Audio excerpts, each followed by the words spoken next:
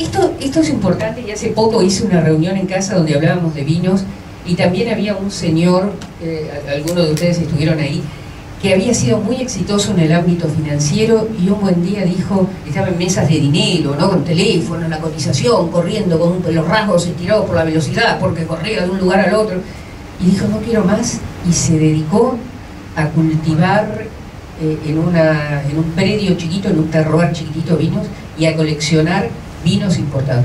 Yo digo, hay que tener una fortaleza muy especial, para no usar un lenguaje coloquial, para cambiar de actividad cuando a uno le va bien, porque si a vos te va mal, bueno, intentás otra cosa, pero vos estás en el clímax de un desarrollo económico, te va bien, y lanzarte hacia otra cosa, a mí me parece que habla de un espíritu realmente fuerte, con capacidad de asumir riesgos, ¿no?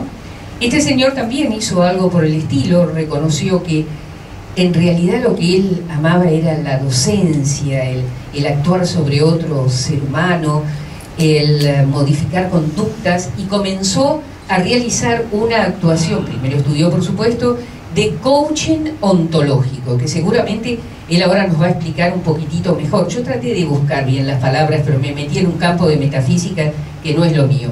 Así que ahora le voy a dejar a él que nos explique un poquito. Y desde entonces se está dedicando a esto, y empresa que lo contrata, empresa que gracias a su gestión realmente alcanza los primeros puestos en venta, en difusión y demás. Señoras y señores, con ustedes, Osvaldo Ribón.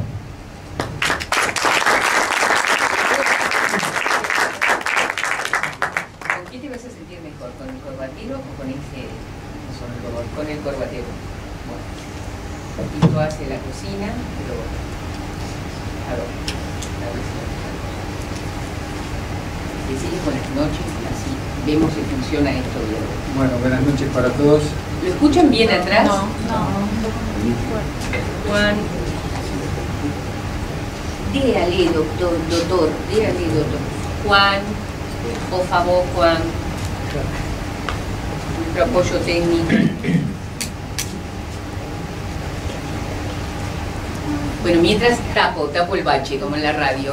Vive en San Fernando, Osvaldo, es amante. Otra cosa, yo dije, te gusta la náutica, pensame antes de empezar. Bueno, yo pensé que le gustaba la náutica, porque vive en una marina. No, le gustan los caballos, no la tengo muy claro eso, pero bueno, le encanta cabalgar, y debe cabalgar sobre las olas que se forman cuando otros amarran, no sé. ¿Ya está? Parece que sí. ¿Se escucha? ¿Se escucha atrás? Hola, hola. Maravilloso. Bueno, buenas noches para todos. Muchas gracias, Mónica. La presentación, como en tu caso, totalmente excesiva, ¿sí? El agradecido realmente soy yo a POC, que me da la posibilidad de compartir este rato con ustedes, y la verdad que para mí es un placer. Vos dijiste en tu locución anterior si el señor de la conferencia venía a darla. Bueno, el señor vino y está terriblemente agradecido de estar acá, y re contento y re nervioso y totalmente transpirado, para compartir con ustedes la presentación acerca de un tema que espero que interese, que en general es un tema apasionante, que nos trae muchas gratificaciones y también muchos dolores de cabeza, que tiene que ver con los componentes de la conversación. En general, vamos a hablar no solamente de los componentes de la conversación, vamos a hacer una pequeña introducción a algunos conceptos que tienen que ver con esta función tan importante para la persona como es la función de la comunicación, con todas las cuestiones tan complejas que tiene para ser administrada tanto en nuestra vida personal y muy especialmente en nuestra vida de relación, con nuestra vida en las organizaciones, en la vida laboral. Vamos a trabajar un temario que básicamente va a tener tres grandes ejes. En una primera instancia vamos a dar algunos conceptos fundamentales referidos a la comunicación. ¿Para qué nos comunicamos? ¿Qué pretendemos con el hecho de comunicarnos? Entender un poquitito, bueno, qué es el marco mental, qué tiene que ver el significado en el proceso de comunicación. Luego vamos a trabajar sobre los componentes de la conversación, en donde ahí lo que apuntamos es a tomar conciencia, que si bien el lenguaje nos constituye y que muchas veces creemos que de la única manera que comunicamos o de la mejor manera que comunicamos es a través del lenguaje, en la mayoría de los casos, mucho antes de decir una palabra, ya estamos comunicando un montón de otras cuestiones a través de la emocionalidad o de nuestro propio cuerpo. Y finalmente, tomando uno de los componentes de la conversación, que es el tema de la escucha, vamos a intentar hacer un cierre, tratando de comprender y entender la importancia de la escucha activa dentro de lo que es el proceso de comunicación entre las personas. Para entrar en el primer tema, les voy a pedir que compartamos una situación bastante difícil en la que se encuentra un amiguito mío.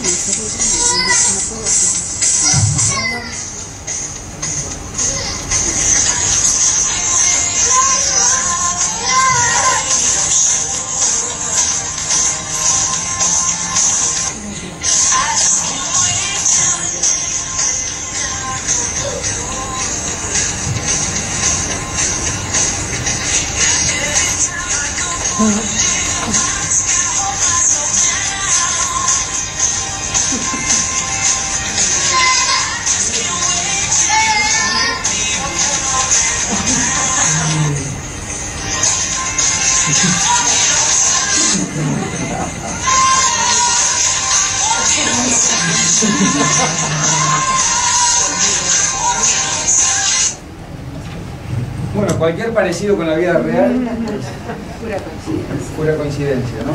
Parece que el amigo está en problemas. Problemas que enfrentamos evidentemente a cada paso, en nuestra vida cotidiana. ¿Para qué se quería comunicar nuestro amigo? Era evidente que quería alimentarse, que quería morfar, y tenía un problema bastante importante con su papá que no terminaba de coincidir en cuanto al significado de lo que él intentaba transmitir. Vamos a charlar ahora unos instantes acerca de, bueno, ¿para qué nos comunicamos? ¿Qué pretendemos conseguir cuando nos comunicamos? Evidentemente perseguimos diferentes tipos de propósitos, pero la investigación nos dice que en general una de las cuestiones por las cuales nos comunicamos es para obtener diversión y placer.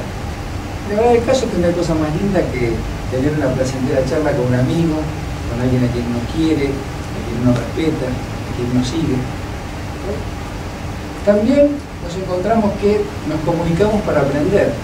Es bastante poco probable que encontremos algún proceso de aprendizaje en donde el puente no esté dado a través de un proceso existente de comunicación.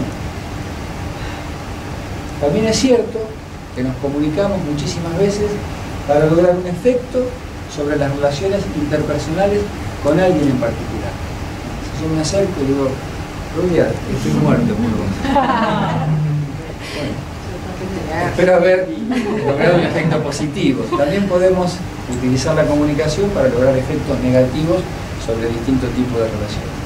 Y fundamentalmente, y acá le pongo una impronta personal, los seres humanos nos comunicamos para lograr coordinación de acciones. Y este es un elemento terriblemente importante tanto en nuestra vida privada, pero especialmente en el mundo del trabajo. En las organizaciones modernas se ha instalado un concepto muy fuerte en las últimas décadas, y es la unidad básica de funcionamiento de las organizaciones ha dejado de ser el individuo, son los equipos y los procesos. La unidad básica de funcionamiento de las organizaciones ya no es el individuo, son los equipos y los procesos.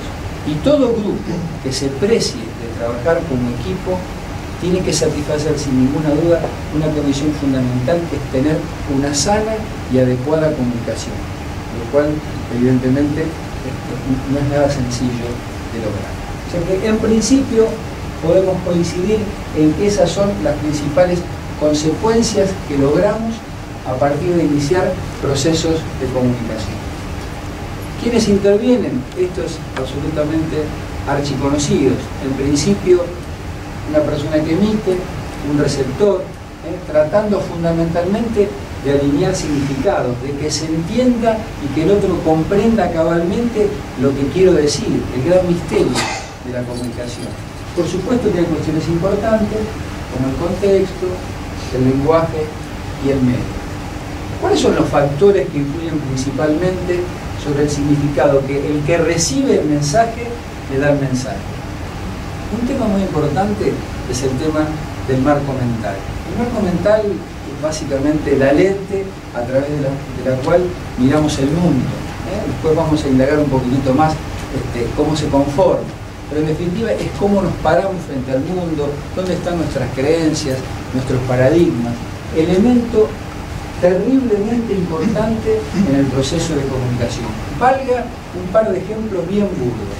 Supónganse que se nos ocurre en este momento que queremos hacer un proyecto de ley acerca de la participación de la mujer en la sociedad y convocamos, por un lado, al presidente de la Comisión Islámica de Irán, que viene 90 días de vacaciones a Buenos Aires. Y en el otro lado de la mesa, a una señora que es la presidenta de la comunidad homosexual de Buenos Aires. No es que la comunicación sea imposible, pero evidentemente sus marcos mentales son de base un obstáculo muy importante que van a tener que vencer para generar una comunicación efectiva. De la misma manera, si en la OIT surgiera algún proyecto para tratar el tema del desempleo en el mundo y uno de los participantes fuera el presidente de la organización Quebracho, y del otro lado el presidente del partido de Le Pen, de la extrema derecha francesa, es altamente probable que el tema de los marcos mentales fuera nuevamente un obstáculo, no insalvable, pero sí muy importante para lograr una comunicación efectiva. El otro tema importante que influye, obviamente, la relación entre quien emite y quien recibe. No es lo mismo hablar con un amigo, hablar con la mamá o con el papá, hablar con la novia, hablar con un enemigo, comunicarse con un contrincante, comunicarse con un cliente o con un competidor. Ni que hablar de la importancia del lenguaje, especialmente cuando no es un lenguaje común. Recuerdo en alguna oportunidad haber invertido algo más de una hora en Estambul para hacerme entender de que me llevaran a una farmacia a comprar un remedio. Y por supuesto también la importancia del medio elegido. Y por supuesto, como cuarto factor que influye, la importancia del contexto. ¿Qué es el contexto? El contexto es con-texto. El contexto es lo que va con el texto, lo que acompaña a lo que queremos decir. Es un elemento terriblemente importante también en todo proceso de comunicación. Valga como ejemplo si salimos a caminar por Juncal a las 3 o 4 de la tarde y en la esquina nos para un auto y cuando nos llama nos pregunta dónde queda la avenida Pueyrredón, realmente no le daríamos ningún tipo de significado especial. Ahora, si estamos caminando por Juncal a las 4 de la mañana con la ciudad medio desolada y nos para un auto para preguntarnos dónde está la avenida Pueyrredón, evidentemente el factor del contexto hace que ese proceso de comunicación se viva por el receptor de una manera diferente. ¿Está claro? ¿Cuáles son los factores personales que intervienen o que influyen sobre el marco mental? ¿Qué es el marco mental? Fundamentalmente el marco mental está dado por las características personales de la persona en cuestión y obviamente por algunos factores circunstanciales. Las características personales se pueden dividir como en tres grandes estamentos o niveles. El más básico son las tres primeras: las condiciones físicas, la personalidad y la inteligencia, tanto nuestra como de la persona que recibe el mensaje. O sea, son cuestiones que están muy adentro nuestro, algunas de hecho vienen con los genes, o algunas están conformadas a muy corta edad. En una instancia intermedia encontramos los valores y las creencias, o sea, nuestros ejes de conducta y por supuesto nuestras aspiraciones vocacionales. Y en un tercer estamento, ya un poquitito más arriba, más en la punta del iceberg, encontramos el conocimiento y nuestras habilidades que aplicamos en situaciones específicas. Todas estas cuestiones o características personales en nosotros mismos y en las personas con quienes nos comunicamos funcionan para determinar el marco mental, desde dónde emitimos y desde dónde el otro recibe y significa de la misma manera o no lo que nosotros queremos decir. Cuando hablamos de condición física, estamos hablando de nuestra salud, nuestras destrezas, nuestros umbrales de estrés. Cuando hablamos de personalidad, de nuestros rasgos, nuestros motivos estructurales a comportarnos de determinada manera, desde nuestro nivel de autoconfianza. Cuando hablamos de inteligencia, no hablo de cantidad de inteligencia, sino de tipos de inteligencia. Hay un autor que se llama Gardner, que escribió algo muy interesante que se llama Inteligencias Múltiples, que dice que los seres humanos tenemos entre 7 y 8 distintos